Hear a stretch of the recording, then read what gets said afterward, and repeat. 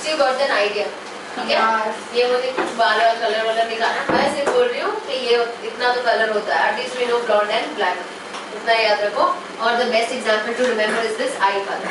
Okay, alright. Next up we have is, ये मैंने बताया था पहले, आई कलर. दिख पा रहा है? या can you C?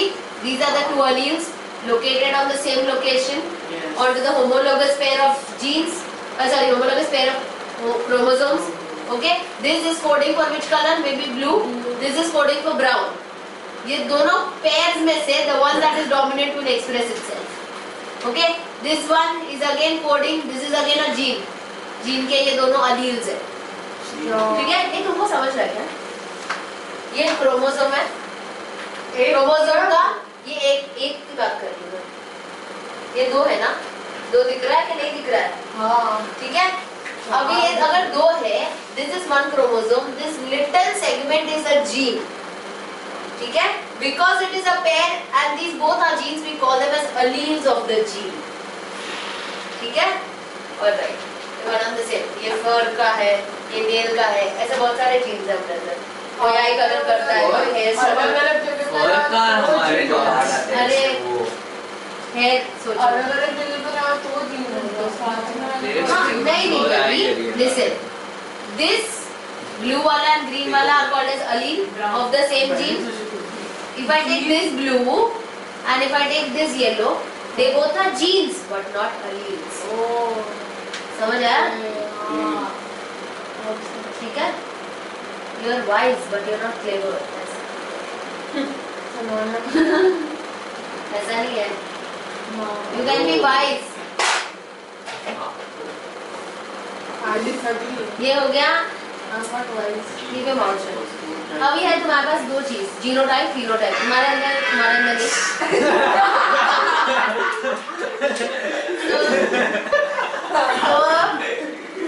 what am I saying? Genotype, phenotype तुम्हारे बुक में एक छोटा सा बॉक्स दिया गया है जो बोलता है कि phenotype is all the observable feature. तो अगर मैं प्लांट को देखूं और मैं प्लांट के बारे में जो जो लिखवाऊं, maybe the flowers are white और the plant length is tall और द फ्लावर आर टर्मिनल, या मैं तुमको देखूं और मैं लिखूं द आईब्रोज आर थिन और द हेयर इज ब्लैक और the eye colour is brown, ये जो सब तुमको दिखता है which are genetically controlled features that are seen is called as phenotype. और तुम्हारा जेनेटिक कॉन्स्टिट्यूशन जो ये सब बैकअप कर रहा है उसका बोलता है जीनोटाइप. तो दिखता क्या है अपने को? जीनोटाइप. और जीनोटाइप क्या होता है? अंदर जो होता है जेनेटिक कंपोजिशन. इजी? अब देखो.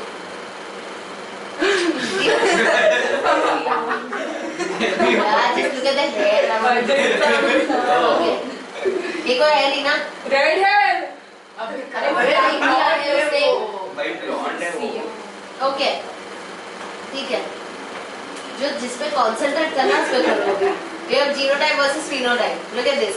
So genotype, the genetic makeup of an organism. Makeup का मतलब genetic makeup, मतलब formation of an organism. And we write the genotype in the form of letters. Can you see all these letters written? तो genotype अगर तुमको लिखाना है तो genotype तुमको letters में लिखना पड़ता है. और phenotype you can write whatever you can see. If the hair color is black, you will just write as black hair color. पर जीनोटाइप तुम ब्लैक नहीं लिख पाओगे क्योंकि वो कॉम्बिनेशन में होता है. Did I say that वो दोनों allele present है, ब्लू आई कलर और ब्लैक आई कलर का दोनों ही प्रेजेंट है ना, दोनों ब्लैक नहीं थे, तो इसीलिए लेटर्स में लिखा जाता है. Now look at this. अभी इसमें अगर मुझे बताना है तुमको, tell me what is here. ये ऑनलाइन का भी वीडियो है, ऐसा सब लिखा हुआ है. Okay, so if at all the hair colour is black, ठीक है.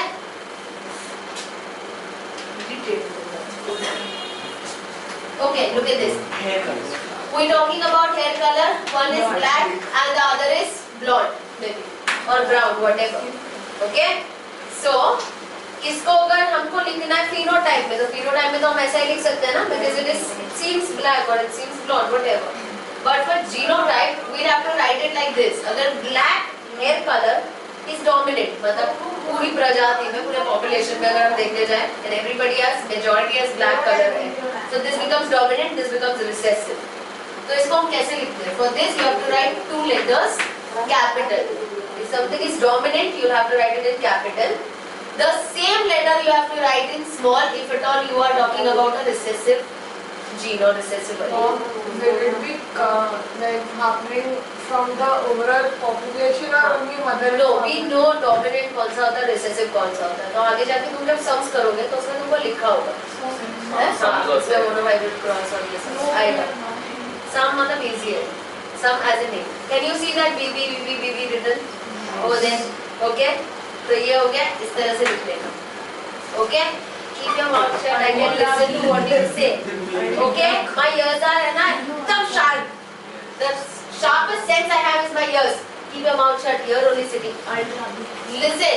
तो अगर ये blonde नहीं होता और सोचो अगर ये red होता तो कौन सा लेटर हम लिखते? नहीं, हम लिखेंगे BB. ये जो भी लेटर होगा ना डोमिनेंट, उसी का स्मॉल लेटर हम लिखते हैं. No matter what is there. Black. तो फिर रेड और ब्लॉन्ड अलग-अलग आइडेंटिफाई कैसे करेंगे? नहीं तो वो लिखा होगा ना उसमें कि this is crossing with this. और कैपिटल अभी ये समझ में आया, इतना मैं समझ में आया. When we go ahead you will understand. तो ब्लैक एंड नॉट ब्लैक. अभी listen. ये बेटा मैं राइट लाइक दिस. मैंने जीनोटाइप ये लिखा तो तुमको पता होगा इट इज ब्लैक. ठीक है? इफ मैंने ये लिखा तो तुमको पता है it is blonde. Other colour और अदर कलर और red whatever it was, brown whatever. If I write like this.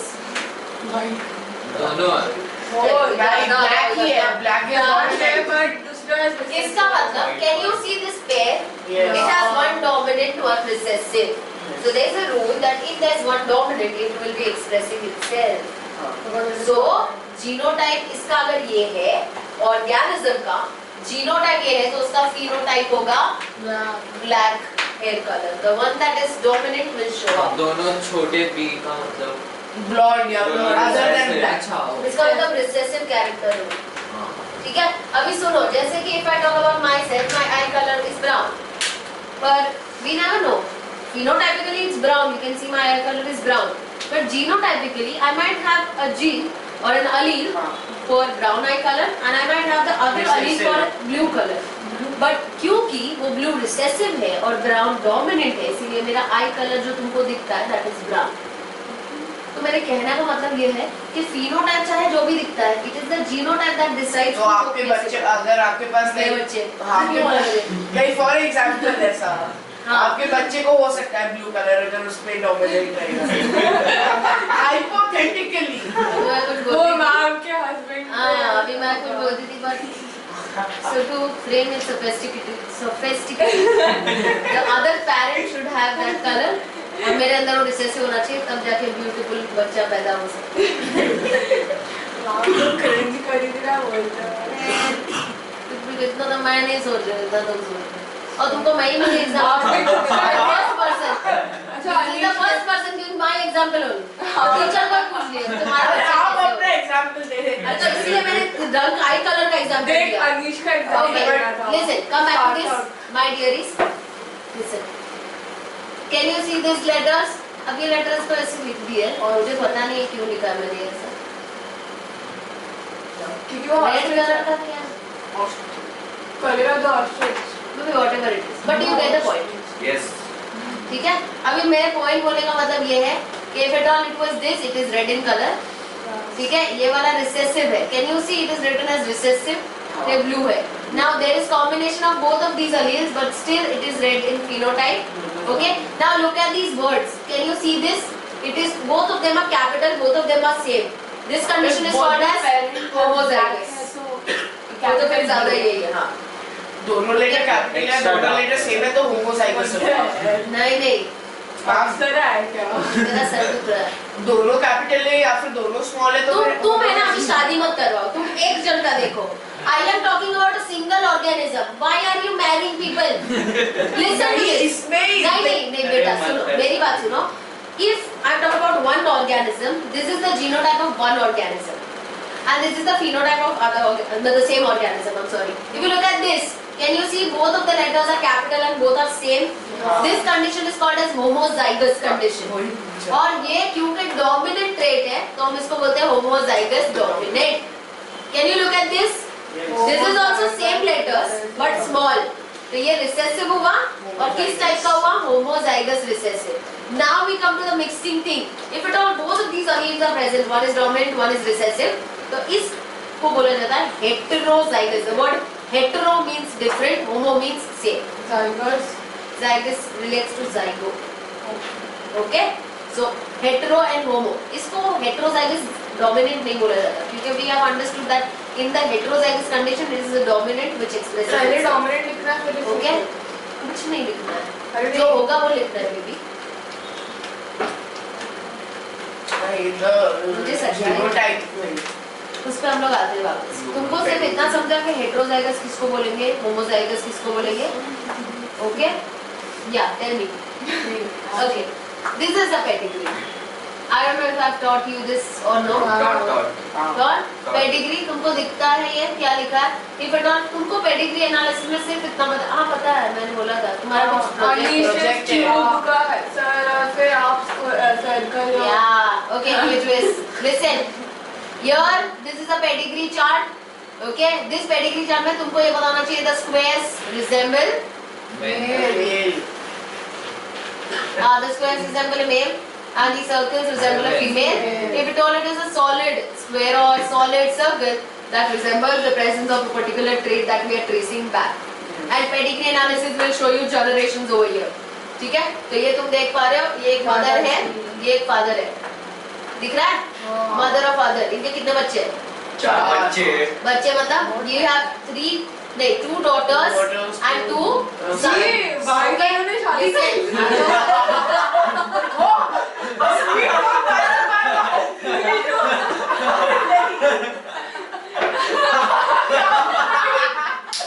अरे क्या हंस रहे हैं सर क्या गए हो भाई बहन ने शादी की. नहीं बोल रहे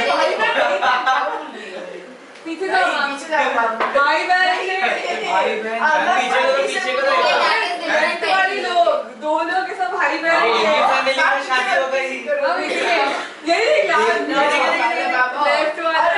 अरे नहीं ये अलग है अरे ये वाला देखो ये वाला देखो ये वाला. नहीं वो दोनों अलग है सब अलग है. वही राइट वाला देखो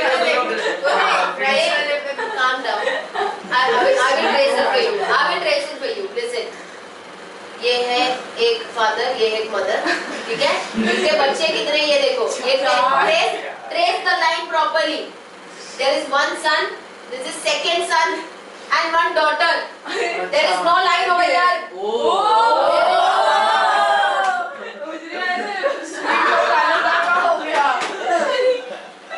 भाई बहन में शादी हो गई.